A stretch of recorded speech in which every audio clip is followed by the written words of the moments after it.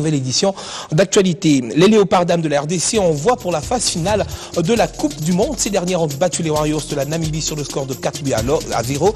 Alors pourrait-on dire que le football féminin congolais réaffirme son jeu au niveau continental? Nous en parlerons dans ce journal avec Lili Chimpoupou, président de la Ligue de football féminin. Également dans l'actualité, l'ouverture ce mardi des assemblées générales de la Société congolaise des droits d'auteur et des droits voisins après plusieurs négociations entamées. Le message du ministre a été respecté. Les travaux ont enfin débuté à suivre dans ce journal. Et puis l'envoyé spécial de l'Union européenne se trouve actuellement sur le sol congolais. Pendant son séjour, Cohen Verroake devra échanger avec plusieurs autorités du pays dans le but de s'enquérir notamment du processus électoral déjà amorcé.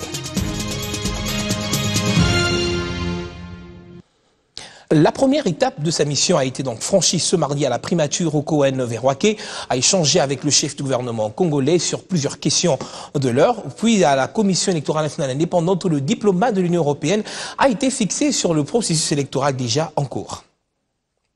Nous avons continué notre échange sur la préparation des élections et tous ces aspects qui sont relatifs à cela, c'est-à-dire le calendrier, le budget et les conditions sous lesquelles les élections pourront être tenues. Je crois que nous avons, en effet, la CENI a publié un calendrier, a publié un budget. Ce sont des éléments très importants dans notre discussion, ça va de soi. Mais je crois que nous poursuivons cette discussion. Je crois que la réunion que nous avons tenue aujourd'hui a apporté déjà des clarifications supplémentaires. Et nous allons continuer à travailler de cette façon dans les semaines et les mois à venir.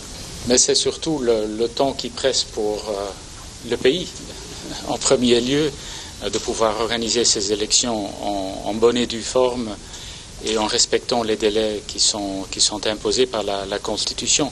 Nous sommes tout à fait conscients du temps qui passe et de l'urgence, et c'est sous cet angle-là que nous poursuivons la discussion ici avec nos partenaires congolais et avec nos États membres et les institutions à Bruxelles. Faire du secteur touristique en RDC un moteur de croissance est donc le défi que tient à relever le gouvernement congolais. Le pays vient ainsi de signer ce matin un accord de partenariat avec la République sud-africaine. Alors justement, dans ce sens, c'était à l'issue de l'ouverture du forum sur l'investissement dans le secteur touristique. Je vous propose ici de suivre tour à tour les ministres congolais et sud-africains en charge du tourisme. Le mariage est désormais scellé entre la République démocratique du Congo et la République sud-africaine dans le secteur touristique. Ces deux pays viennent de signer un partenariat pour un investissement considéré comme un catalyseur de la création d'emplois. C'était lors de l'ouverture du forum sur l'investissement dans le tourisme, secteur qui se développe facilement avec l'apport des opérateurs économiques privés sous l'encadrement du gouvernement. Et pour le ministère du Tourisme congolais, le besoin est pressant.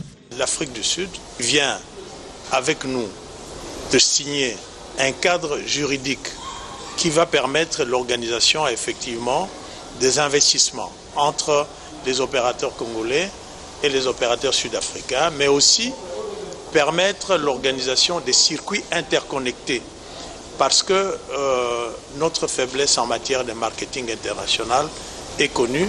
Il faut le compenser avec un partenaire qui est beaucoup plus fort en ce qui concerne le marketing international. Ce mariage d'investissement est bénéfique pour la République démocratique du Congo avec des potentialités touristiques capables d'attirer le regard extérieur. Ce gain conditionne tout de même le renforcement des capacités de ressources humaines, l'amélioration du circuit interconnecté qui devra bénéficier de l'expertise avérée dans le domaine tel que celle de la République sud-africaine.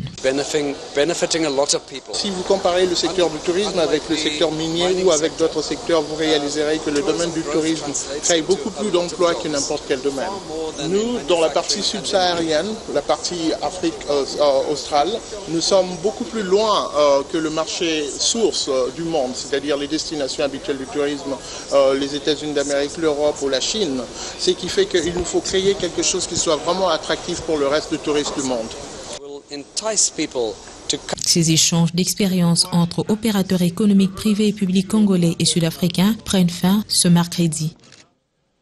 Et dans un tout autre registre, la Banque centrale du Congo vient de procéder officiellement ce lundi au lancement du projet monétique interbancaire de la RDC, une démarche, faudrait dire, qui s'inscrit dans le cadre du projet de modernisation du système national de paiement obtenu au moyen de l'amélioration des infrastructures financières partagées. Il s'agit là donc d'une réforme importante qui réjouit toute la profession bancaire présente à cette semaine. À travers le projet de la monétique interbancaire lancé ce jour, la Banque centrale du Congo résout le problème lié à l'interbancarité des solutions des paiements électroniques, notamment les cartes des débits et des crédits des banques commerciales ainsi que des institutions financières, alors que le paysage actuel est caractérisé par des solutions privatives et cloisonnées car chaque établissement étant jaloux de son indépendance. La mise en œuvre effective de ce switch monétique multi-device, selon le planning, intervient au plus tard début deuxième semestre 2016. Aujourd'hui, les cartes de crédit ou même les systèmes de mobile banking qui existent ne sont pas encore interbancaires. Nous allons mettre en service déjà le système national de paiement modernisé, y compris les switches monétiques interbancaires. Et c'est un switch qui est extensible de manière à ce qu'il va être en mesure de prendre en charge les passerelles de mobile banking, d'internet banking, de tous les paiements mobiles, y compris le commerce électronique. Et il va prendre en charge également de passerelle avec les switches régionaux et internationaux. Également, il va prendre en charge le paiement des institutions de microfinance et même de la poste, parce que c'est des structures aujourd'hui qui n'ont pas de canaux fiables de paiement. Le système de la banque, c'est un commutateur national qui prendra en charge toutes ces structures de paiement. Cette réforme importante du système national de paiement bénéficie du concours du gouvernement et de la Banque mondiale dans le cadre du projet de développement des infrastructures financières et des marchés dont le financement court déjà de novembre 2015 à décembre 2020 sous la coordination de la cellule d'exécution de financement en faveur des États fragiles du ministère des Finances qui vient à ce titre de recruter un assistant à maîtrise d'ouvrage pour la monétique. Cette cérémonie s'est déroulée en présence notamment de la profession bancaire, des partenaires au développement et les représentants du gouvernement. Et puis, modernisation de l'administration publique, le plan s'exécute sans relâche, il faudrait le dire. C'est ce qui explique la formation ici des formateurs du Sénarec venus de tout le pays. Le lancement de la formation était fait par le ministre de tutelle, Olivier Kamitatou. Les formateurs des formateurs de centres d'excellence du réseau de centres du Sénarec en formation a daté de ce lundi. Les participants viennent de tout le coin du pays où les Sénarec déploient des centres de formation. Des assises axées sur les résultats, le leadership et les nouvelles technologies de l'information et de la communication. Les efforts du gouvernement ont été concentrés sur la création de 8 centres d'excellence à travers le pays. 3 d'entre eux à Kinshasa, l'École nationale des finances, l'École nationale d'administration, le Sénacof, 2 centres à Lubumbashi, l'Institut Salama pour l'informatique, le centre d'excellence de l'université de l'Unilou, un centre à Kisangani, le centre d'excellence de l'Unikis et un centre à Bukavu, l'Université catholique de Bukavu. Voilà, 8 centres d'excellence, non pas pour les universitaires, mais pour les agents et les fonctionnaires, pour qu'ils puissent se mettre à niveau par rapport aux grandes exigences que nous attendons d'eux en termes notamment de développement, de décentralisation. Alors, le plus important, c'est que nous ayons un standard de qualité dans l'administration publique. Pour l'organisateur, il faut donner aux formateurs la matière nécessaire ainsi que des méthodes et techniques qu'ils déploieront à leur tour pour la formation des agents et cadres de l'administration publique en vue de renforcement de capacité du secteur. Le ministre de la fonction publique, il nous a présenté un logiciel, un data center extrêmement performant. Ça veut dire que nous allons suivre maintenant chaque agent de l'administration. Vous le savez, il y a un grand programme de mise à la retraite, mais il y a également un grand programme de recrutement. Nous allons maintenant suivre chaque agent et l'avancement en grade ne se fera pas simplement parce qu'il y a des connivences, des relations, mais il y aura une exigence, et le ministre de la fonction publique l'a évoqué, c'est que cet avancement en grade sera conditionné par la formation et par l'évaluation régulière des agents et cadres de la fonction publique. En s'inscrivant dans la perspective du renforcement de capacité de l'administration publique, le Sénarec, organe technique du ministère du Plan, entend voir l'émergence d'une administration moderne et efficace, capable de répondre aux défis de la modernité et répondre ainsi à l'émergence du pays à terme. Lutte contre le tabagisme, sur demande des États membres, l'OMS fournit de l'assistance technique en politique de taxation du tabac. C'est donc dans ce cadre que s'est ouvert ce mardi au fleuve Congo-Tel des assises qui se tiennent en collaboration avec les ministères des Finances et celui de la Santé publique sur la nécessité d'augmenter les taxes sur les produits du tabac. Fumer, Un geste qui tue à petit feu environ 10 370 individus à travers le monde. Les études révèlent que la plupart de ces personnes meurent des effets de ce tabagisme qui favorise plusieurs pathologies non transmissibles telles que le cancer et les maladies pulmonaires. En République démocratique du Congo, les clichés deviennent de plus en plus sombres, surtout en milieu de jeunes. Selon l'Organisation mondiale de la santé, le taux de prévalence du tabagisme pour cette catégorie sociale est estimé à près de 33,6%. Une situation urgente qui nécessite absolument un renforcement en termes de stratégie de lutte anti-tabac. L'une des résolutions qui avantage les actions visant à accélérer la mise en œuvre de la Convention cadre de la lutte contre le tabagisme. Les études de la Banque mondiale montrent que parmi les mesures susceptibles de réduire le tabagisme, la taxation du tabac est la plus efficace sous l'angle coût-efficacité. C'est dire tout l'intérêt que le ministère de la Santé attache à l'atelier de ces jours qui, nous croyons, spécialement à l'interaction de l'OMS et du secrétariat de la Convention, sera suivi par d'autres. L'organisation de cet atelier permettra, j'en suis persuadé, non seulement de renforcer les capacités des cadres de gouvernement et parlementaires, de sorte que l'État puisse dégager un consensus pour une hausse régulière et efficace des taxes sur le tabac, pour réduire la consommation et améliorer ainsi la santé des populations, mais aussi de renforcer une collaboration entre les différents secteurs pour une lutte efficace. Apportant son assistance technique à ces assises, l'OMS réitère son engagement, notamment celui d'appuyer davantage les actions visant à accélérer la mise en œuvre de la Convention cadre de la lutte contre le tabagisme. Et tout compte fait, du côté du Parlement aussi, les moteurs semblent être mis en place par les élus du peuple. Les assurances sont du deuxième vice-président de la commission PAJ de l'Assemblée nationale, le docteur Ndoumanouba Pierre César, assure ici quant à l'applicabilité des lois visant à accompagner la dite convention cadre anti-tabac de l'OMS, également à laquelle a ratifié la RDC. Il est au micro de Cédric Ebondo.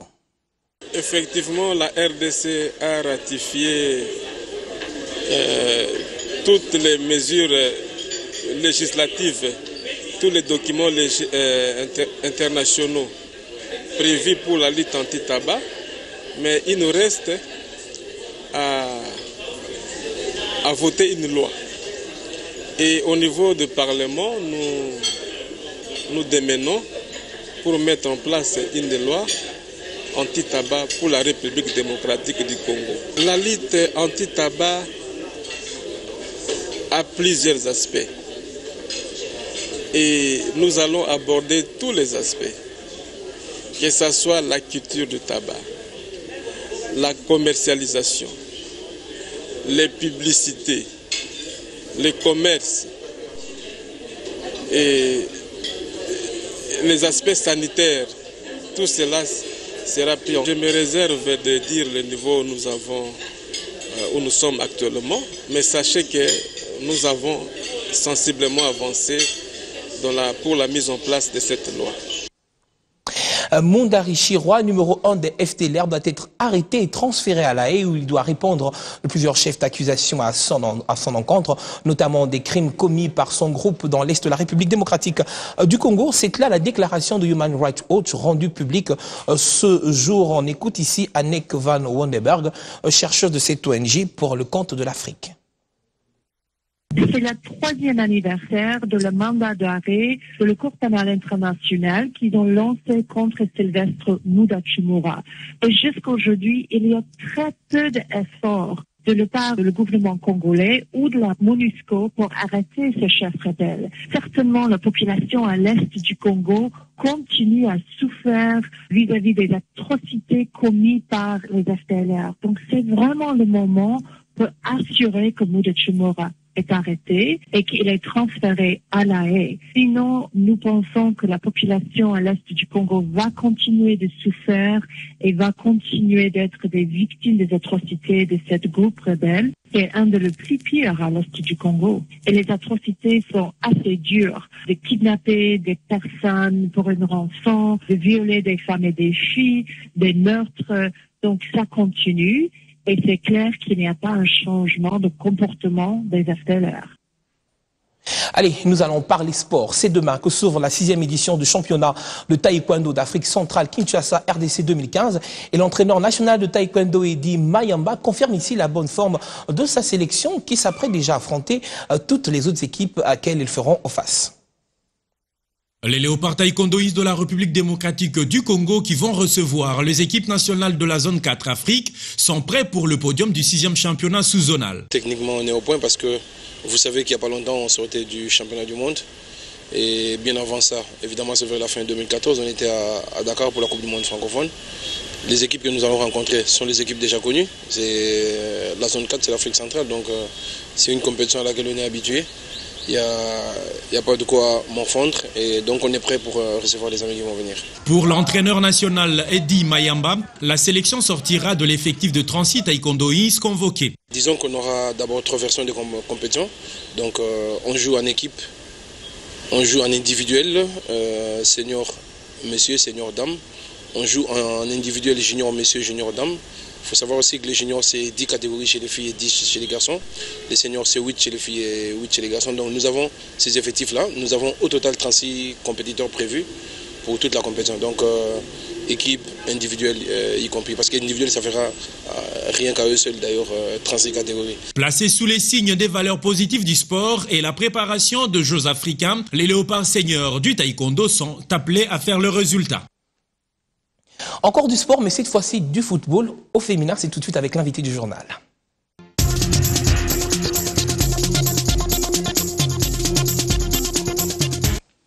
Je vous le disais, nous allons parler football, mais pas masculin, féminin, avec un invité, Madame Lily Chimpoupou. Bonsoir et bienvenue. Bonsoir. Alors, merci. vous êtes donc présidente de la Commission nationale de football féminin, c'est bien ça? Exactement.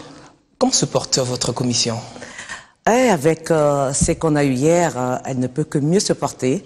On est là depuis le mois de janvier de cette année et en peu d'une année, on a pu quand même accomplir beaucoup de choses. Donc la commission se porte bien. Alors très bien, avec la finale d'hier des Léopards dames, est-ce qu'il faudrait vous féliciter pour cette victoire ou vous vous attendiez ou c'était juste un hasard, une surprise? Non, il y a de quoi féliciter parce que c'est une équipe qu'on a mis sur pied il y a en moins de 3 semaines. Et lors du premier match, parce que c'est pas le premier match qu'on a joué ce dimanche, il y a eu un autre match qui a eu avec le Gabon. Ouais. Et ce match aussi s'est terminé par un score assez lourd de 5-0. Et ce dimanche, c'était 4-0. Je pense pas que c'était un fait d'hasard. Alors aujourd'hui, les Léopards sont en train de se préparer justement pour la phase retour. Comment est-ce que vous comptez l'entamer? Avec plus d'optimisme, plus de retenue? Vous êtes toujours sur la défensive, vous êtes optimiste quant à une autre victoire?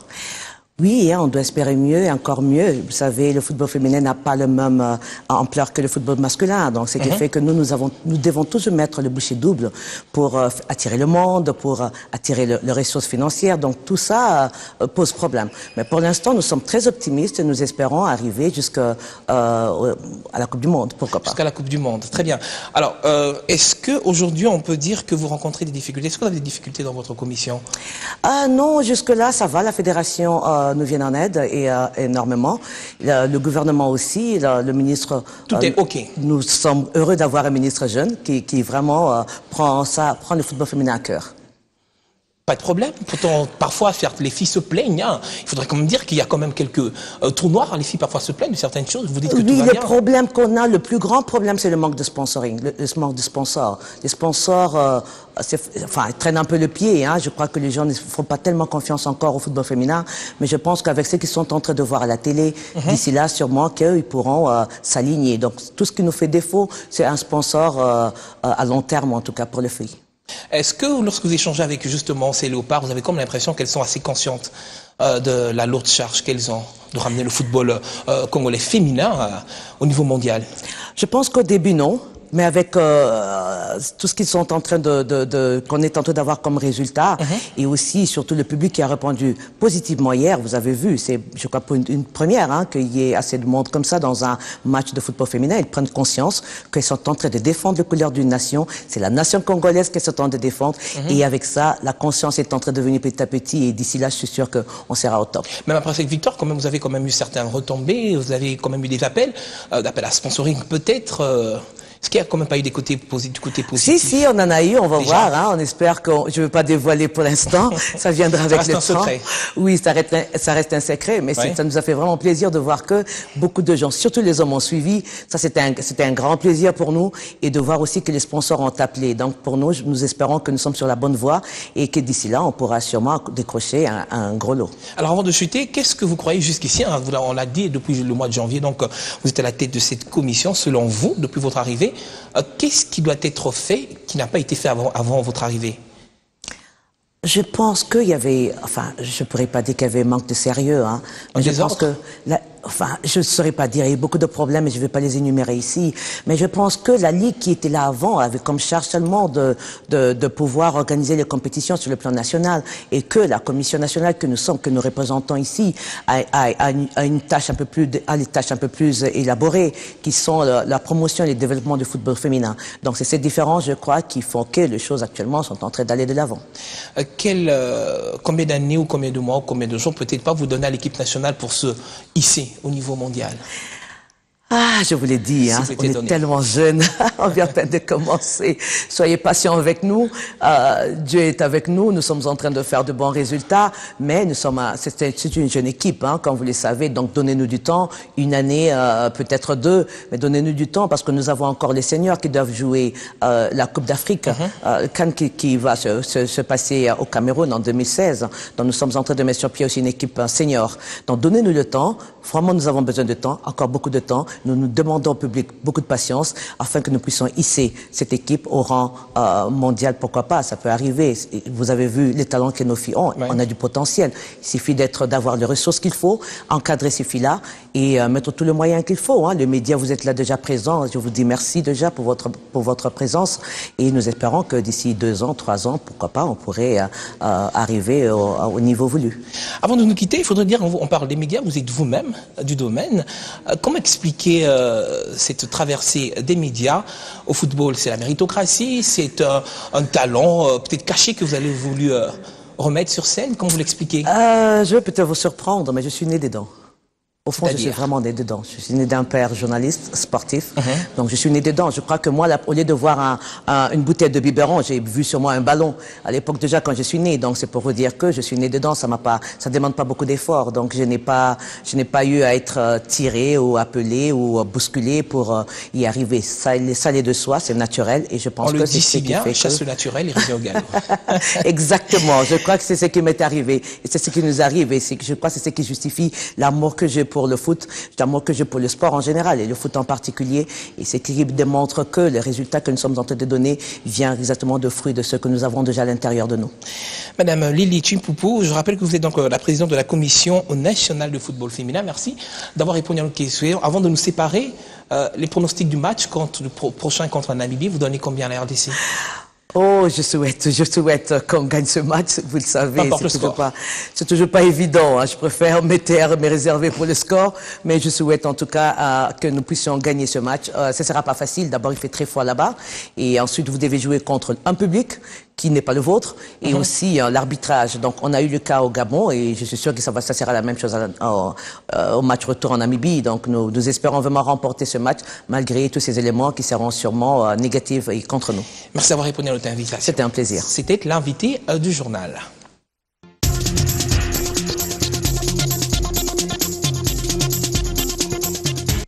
Je vais annoncer à l'ouverture de ce journal. Les professionnels de la culture et des arts sont en assemblée générale de la Société congolaise des droits d'auteur et droits voisins après des tractations constatées. Et le message du ministre a été respecté. Les travaux ont enfin ouvert leur tâche ce mardi. Se tiendra une assemblée générale des membres de la SOCODA. À l'issue de cette assemblée élective, nous saurons quel est le comité, le conseil d'administration qui va diriger la SODECA. Banda Mukalayi a tranché en confirmant la tenue de ces assemblées générales en réaction au boycott de certains membres de la SOCODA. À la suite du ministre de tutelle, nombreuses sont des personnalités du monde de la culture et des arts qui prennent part à ces assises de 3 jours. aux enjeux de taille pour la bonne marche de la société congolaise de droits d'auteur et de droits voisins. Ces professionnels de culture vont débattre même de questions difficiles en vue de remettre les pendules à l'heure. Les grands enjeux de ces assemblées sont l'aboutissement de ces pouvoirs dotés la SOCODA d'un comité fort avec les textes forts. C'est-à-dire, nous sommes là réunis aujourd'hui pour l'amendement des textes de la SOCODA qui sont les statuts et le règlement général et puis leur adoption. Et comme vous savez, il y a eu trop de problèmes au sein de la SOCODA. Alors il y a une volonté politique qui s'est levée pour pouvoir mettre fin à tous ces désordres et pouvoir aider la SOCODA à démarrer et à pouvoir pour permettre aux artistes de vivre de leur travail. De recommandations sont très attendues par ces différents membres. Aussi l'élection du nouveau comité à l'issue de ce travaux. Ce journée de réflexion augurerait un vent nouveau qui doit souffler au sein de cette structure, bien que beaucoup de figures de culture aient décidé de briller par leur absence, ce qui confirme le boycott. Le jardin des premiers ministres a accueilli ce mardi l'exposition des produits agricoles dérivés du manioc et du soya, exposition des jeunes entrepreneurs formés par l'Institut international tropical agricole, dénommé Expo Jeunes Congolais et Agro-Business. Cette rencontre témoigne ici de l'engagement fort du gouvernement congolais de faire de ce secteur la clé pour l'émergence. La problématique de l'inclusivité de la croissance économique reste à l'ordre du jour en République démocratique du Congo. Le chef du gouvernement l'a souligné ce matin à l'issue de l'exposition des produits agricoles dérivés du manioc et du soja par les jeunes agro-entrepreneurs encadrés par l'Institut international tropical agricole. Actuellement, le besoin de l'engagement de la jeunesse dans l'agriculture est largement reconnu pour la création d'emplois. À cet effet, l'ITE a réorienté sa stratégie avec des centres d'incubation d'agro-business afin de répondre à sa mission qui est d'améliorer le bien-être des acteurs des chaînes de valeur et partant de là de tous ceux qui sont impliqués dans l'agriculture, de la pré-production à la consommation. Dénommé Expo Jeunes Congolais et Agro-Business, ce rendez-vous de la dégustation et de la découverte des vertus des produits exposés est un résultat des recherches fouillées, socle de l'amélioration de la productivité et l'une des clés pour l'émergence du pays, d'où l'engagement fort du gouvernement. La majorité de la population est rurale et que le secteur agricole contribue de manière tout à fait significative dans la formation de notre PIB, il va de soi que la mise en marche du secteur agricole devra certainement contribuer à rendre beaucoup plus inclusive cette croissance. Et quand vous regardez même la contribution des différents secteurs dans la formation du PIB, la place qui était celle de l'agriculture vers les années 70 n'est plus celle d'aujourd'hui. L'agriculture, un moteur du développement économique et une voie idéale pouvant contribuer à la réduction de la pauvreté pour toute nation. Nous pensons aider les agriculteurs ruraux qui ont des cultures qui de plus en plus se lassent de cultiver. Nous avons le projet de les encourager à continuer à produire pour que nous puissions nous aussi avoir de la matière première qui va nous aider dans notre industrie. C'est nos produits qu'on a fait à notre propre effort. Quand les autorités consomment ça, c'est par rapport à un impact qui nous fait voir que les jeunes occupent une place importante dans ces pays. Les exposants ne sont rien d'autre que des jeunes du Sud Kivu, de la province orientale et ceux de Kinshasa. Un échantillon mêlé aux jeunes Nigérians avec lesquels ils ont partagé ces expériences. Résultat éloquent d'une formation bénéfique pour la diversification de l'économie. Fin de ce journal, merci à vous de l'avoir suivi.